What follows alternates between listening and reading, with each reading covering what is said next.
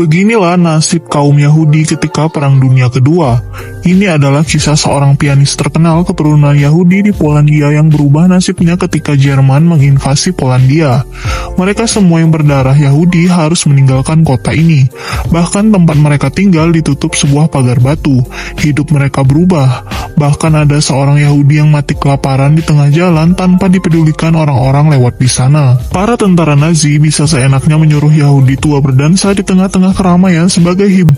Ia berteriak kesakitan dan ketika pianis itu berhasil menariknya, ternyata anak Yahudi ini sudah tewas tidak bernyawa. Beginilah parahnya nasib kaum Yahudi di zaman perang.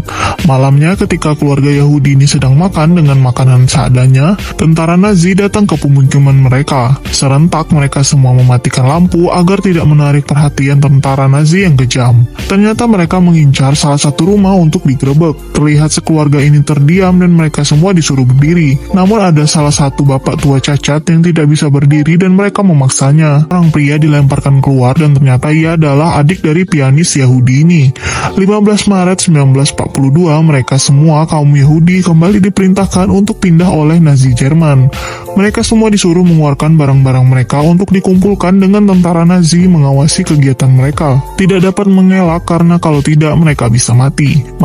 Mereka berbaris di luar, dan tentara Nazi secara random memilih satu persatu dari mereka untuk maju ke depan. Bahkan ketika salah satu Yahudi bertanya, tentara langsung menembaknya di tempat. Ternyata mereka semua dibawa ke sebuah lapangan untuk dikumpulkan. Kemanakah para Yahudi ini kemudian akan dibawa? Di keramaian ini ada seorang ibu yang kesulitan karena anaknya pingsan akibat dehidrasi parah. Banyak sekali yang tersiksa di sini. Ada anak yang juga kehilangan orang tuanya.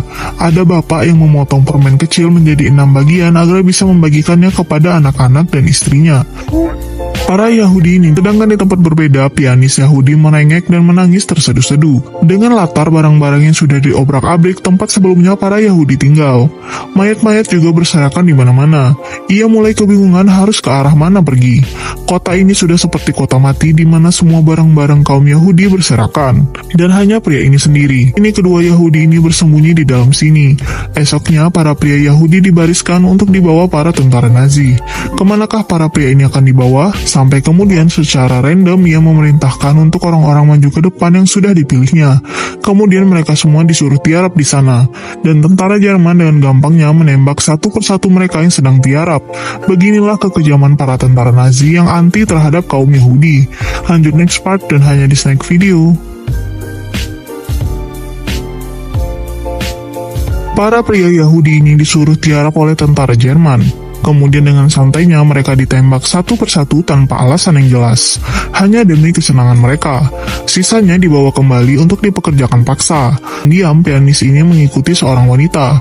Ternyata benar wanita ini sudah menunggunya atas perintah suaminya. Pianis ini berhasil menyelamatkan dirinya dan bertemu dengan penolong. Setelah esoknya para Nazi membawa senjata yang lebih besar. Ia menembakkan bazooka ke arah gedung tersebut dan pianis Nazi ini hanya bisa menonton dari balik jendela apartemennya. Seorang wanita terjun dari sana, lalu disusul seorang pria yang melompat karena dirinya sudah terbakar. Dibariskan menghadap dinding dan ditembak bertubi-tubi oleh mereka.